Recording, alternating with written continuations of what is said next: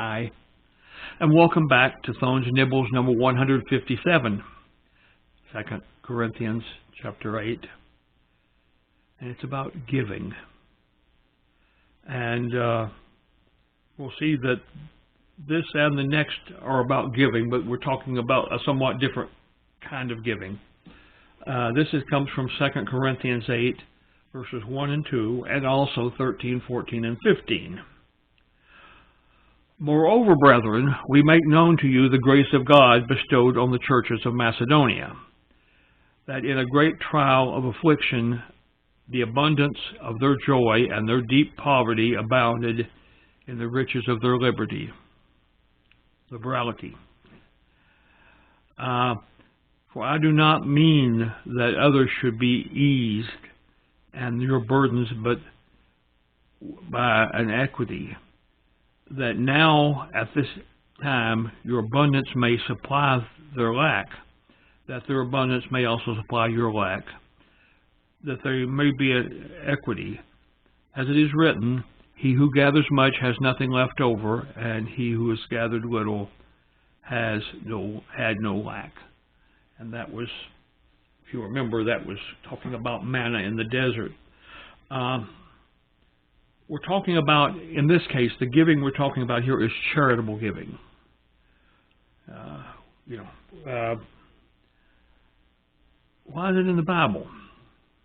Encouraging the Corinthian church to practice giving like the Macedonian churches had already done. It's written to the Corinthians and others later as well. And communications, charity to those in need. And that's really the point. And remember, the Jewish people, at least those who followed the law, had a great history of charity.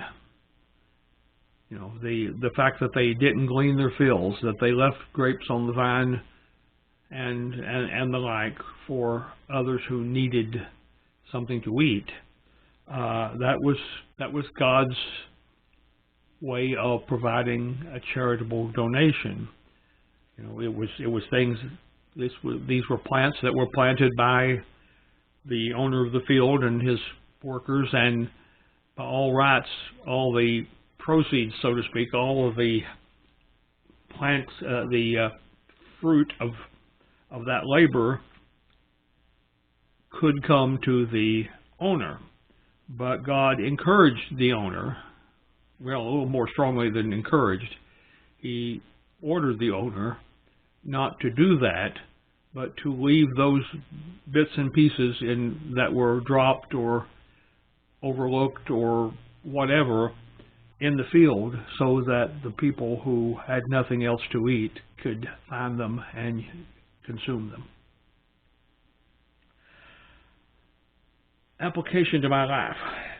The important theme here is a generous heart. Sometimes God supplies others' needs through us, and other times He supplies our needs through others. And that's the way it should be. God tells me loving means giving.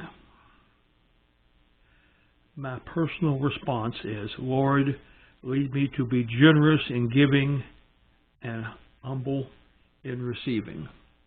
Because if we are living the life that the Lord wants us to be living, we probably will be in both situations over the course of years.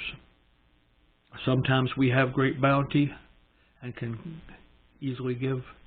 Other times we have great need, and others can generously give. And that's really what fellowship is about. That's what love and charity and mercy and all those things are about, is providing for those who otherwise cannot provide for themselves, be it because of illness, because of injury, because of age, because of drought, because of various natural disasters. Any of those things may be a reason why giving is needed. And with that said, I'll see you next time.